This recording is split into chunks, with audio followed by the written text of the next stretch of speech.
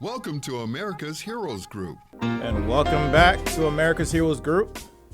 We are globally connected.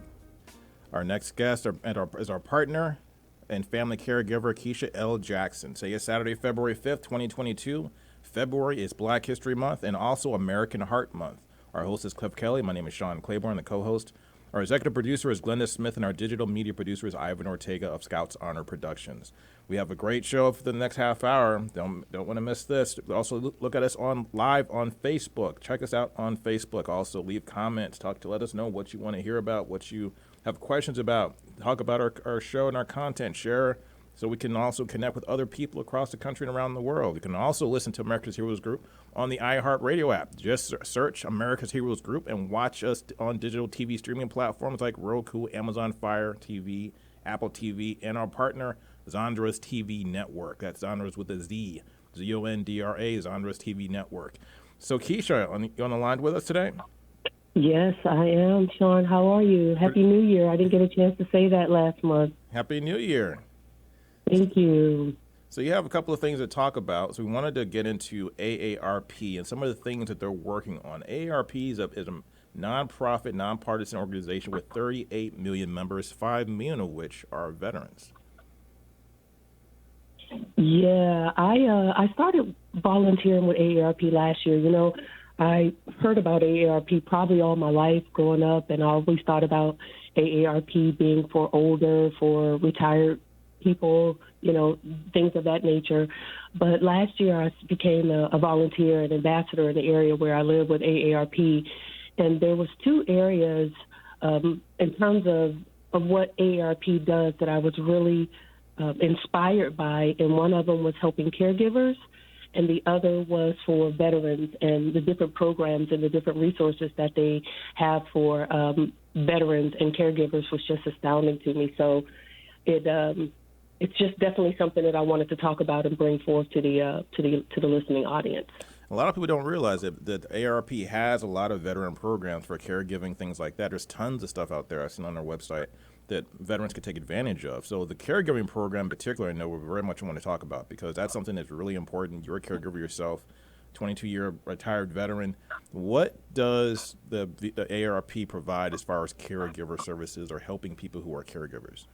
Well, one of the things that I really love about AARP is because they're bipartisan, non-bipartisan, but they go to fight for us. You know, they are there fighting for our rights, fighting for our benefits, fighting for discounts on drugs.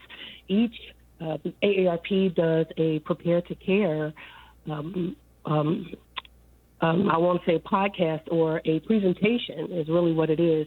And even with that presentation, it's talking about preparing to be a caregiver because it's something, you know, I always say on the show, it's something that we don't think about is that you want to help learn before you become a caregiver. You know, just like in the military, I'll say for us, we go to boot camp or basic training and the different things.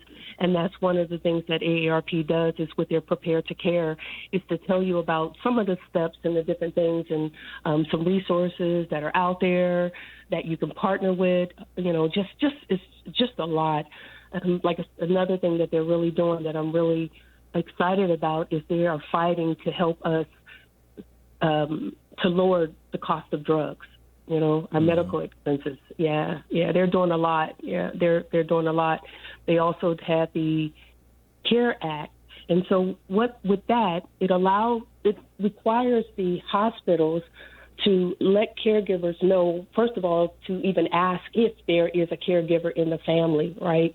Even when that person goes in the hospital, and make sure before that person comes home that they're, quote, communicating with the caregiver, letting them know that these kind of going over like basic things that they may need to know to help with that caregiver.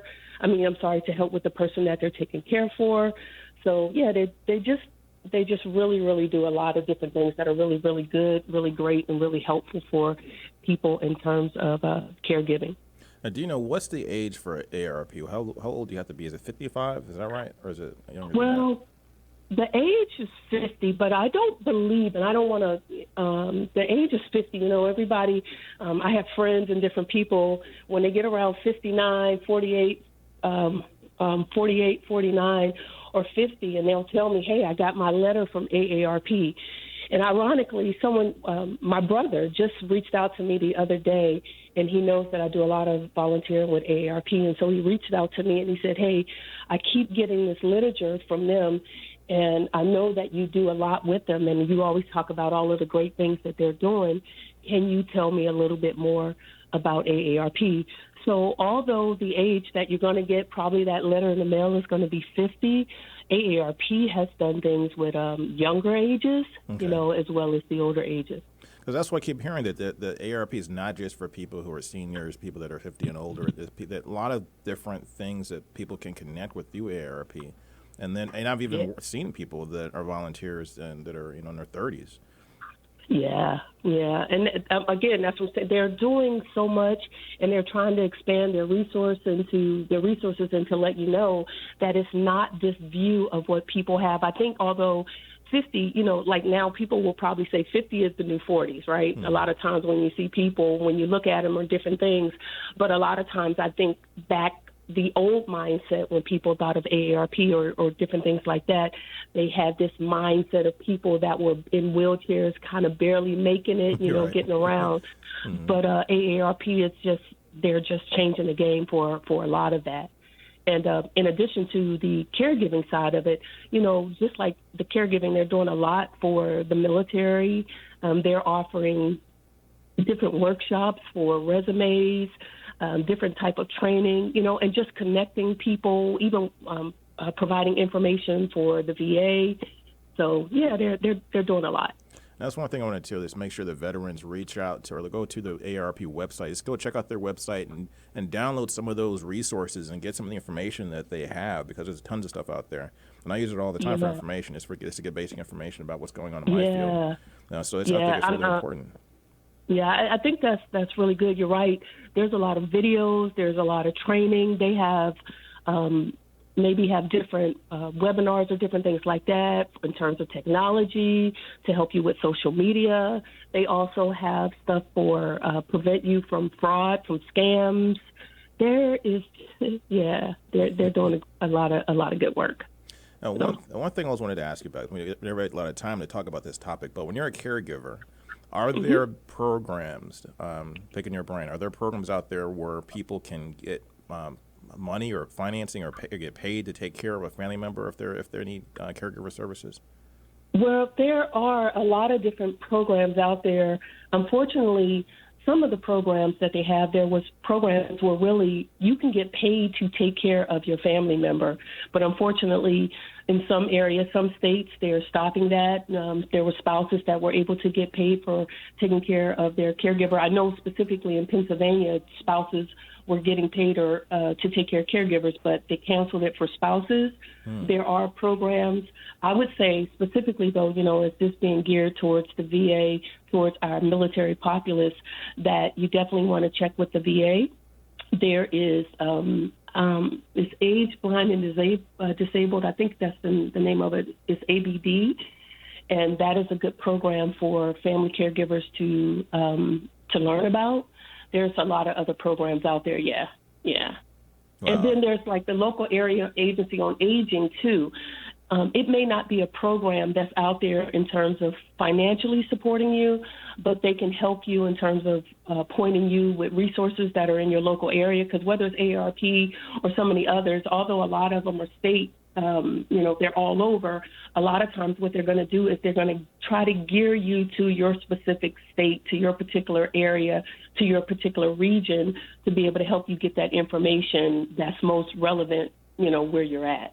And I've also seen that through the Veterans Administration, through the VA health programs, they had a couple of different, I think there's 3, I want to say, that's tied directly through the Veterans Administration, where you can get caregiver services or get funding, or even get people, if you don't have a family member that can take care of you, having people from the VA, that are contracted through the VA, I should say, come in and actually help you with caregiver services, maybe just doing things like cleaning up the house or cooking and things like that, helping you get in and out of bed.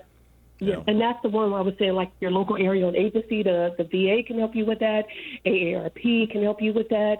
even the Red Cross. There's just so many that are doing things that a lot of times we don't really know about because they're kind of like those spokes in the background, or I'm saying they're going to Congress and they're trying to fight for different rights and for us to get more accesses to different things that we don't really know about. But your local area agencies, some of the VFWs can help you, in terms of pointing you to people that can really help, that can fit, that can volunteer for you, right in your home. But when you said that made me think of something that's kind of off topic, but at the same thing.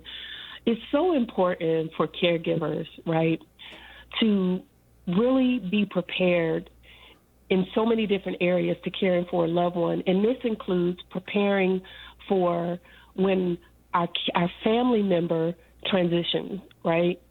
I have, in the last month, right, have either in one way or another, whether it's between my family or friends, I've been in one way involved with 8 deaths of family members and friends. And in those situations, some of them were financially prepared in terms of the funeral expenses, and some of them were not financially prepared in the funeral expenses. Some were able to work with the VA to call them at the last minute, because they didn't even know, because they weren't per se associated with the VA, although the loved one was, that they can reach out to the VA, and the VA was able to tell them the specific things that they needed to that person needed to provide to the VA, for the VA to provide the assistance that they would be able to do, and the flag and the different things like that. And then on the other hand, I've seen people that have had to actually at the last minute go out and do a GoFundMe account, trying to get the funds to take care of the family member, to bury a family member, or to do the cremation. So whether it's AARP, we're talking about AARP, some of these other agencies, and I know you were talking about finances in terms of helping the caregiver. That's one thing that I really would like to get into the ears of our audience and different people. We have to really think about that part as well, whether it's health insurance, whether it's setting some aside, or even if it's just sitting down, having the conversation about what's next. And then sometimes, in some cases, that's what's next is that last step that we need to take to make sure that we have those things in place. I think that's really a strong point, because a lot of people don't even know sometimes that their family members was a veteran. So if they're a grandson or a granddaughter, they may not know that grandpa or grandma was a veteran. So having that conversation is really, really critical. But then also, too, taking advantage of the resources that are out there. I remember one time working with someone, old jobs sometimes, especially people that worked in the steel mills, people that came out of the military that got a lot of these blue-collar factory jobs. A lot of those companies actually provided life insurance for their employees that people don't realize. Get in contact with those old HR departments.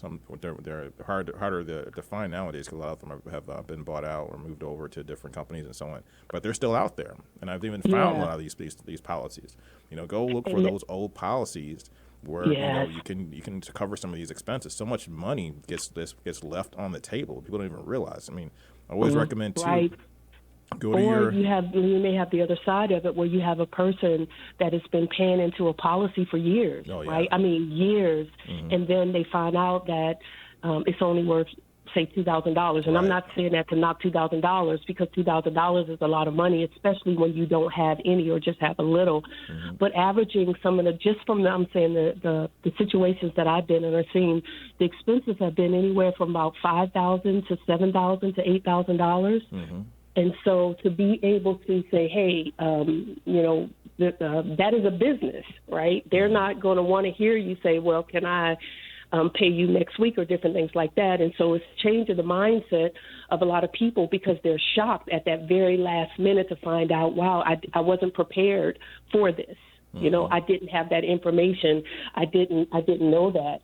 And you're right, like you were saying, in terms of the VA, in the military, there are specific things that the VA is going to need. They're going to want to know the person's social security number. They may want to know, the branch of service that they were in. They're going to want to know, they're going to ask specific questions, and the date of discharge or whatever, the more information that you have, the better it's going to help you to care for your loved one, even at a time like that.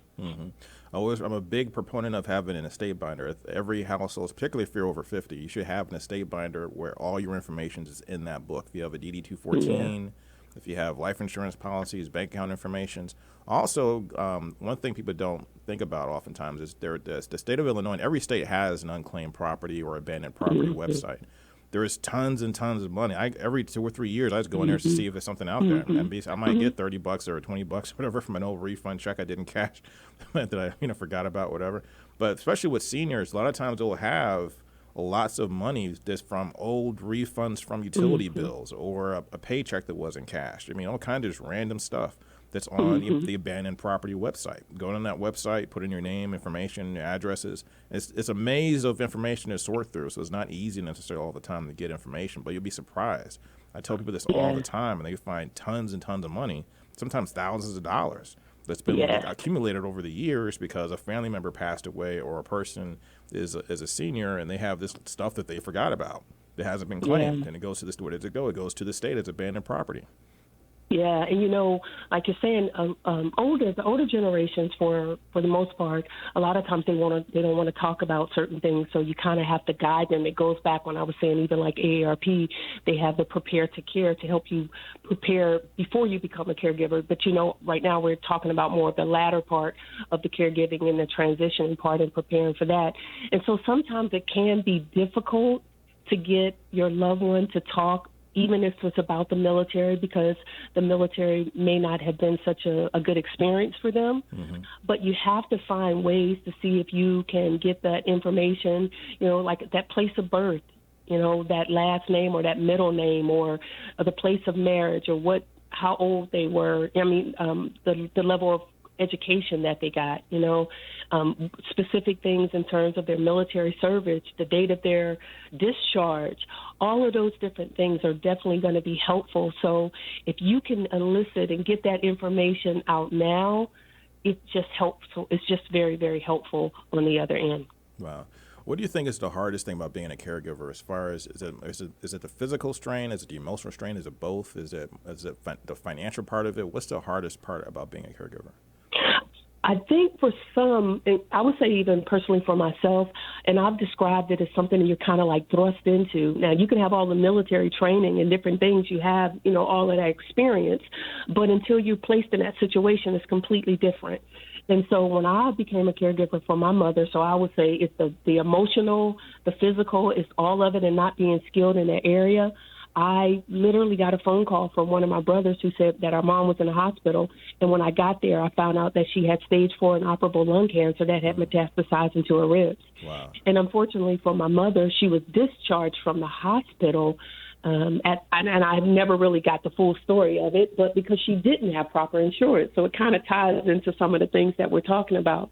But my mother was unable to take care of herself, so I eventually moved her in to live with me. And so I was working full time, but I was trying to take care of her, having to open up my house almost 24/7 to have people come in to help me care for her. But there was things that I was not skilled in to be able to do specifically for her, or I had to learn on the fly. And that's a very uncomfortable feeling, when you're administering medicines or different things like that you have to learn how to do. I would say like that. That's one of the things. Financially, it's probably another thing because you're thinking that maybe they have the finances to take care of themselves, but even with Medicare or Medicaid, it doesn't necessarily help in some of the areas that you need, even if you are a military vet. Now, have you been to a lot of facilities that are in the VA system? I know we have a few here in Illinois. I won't name them because they're scattered across Illinois. But do you like some of the veteran facilities that are designed as like nursing homes or care facilities? I've gotten a chance to go to some. Of course, haven't been able to go for quite some time now because of COVID and different things like that. And you do see some really great people that's trying to do really, really great things for the veteran community, even if it's just being able to sit around and hear some of the war stories that some of the older people that were in the military talk about. So, yeah, I love going to places like that to be able to volunteer, because you learn a lot more. You learn more compassion than even I think you thought you had, and it's such an honor to be able to, I still say, to be able to provide service to someone that served in the military even well before you did. Keisha, I really appreciate your time. It's good to hear your voice again. Yeah, yours as well, Sean. It's always great to talk to you. Keisha L. Jackson, U.S. Air Force veteran and family caregiver. This is America's Heroes Group. We'll be right back.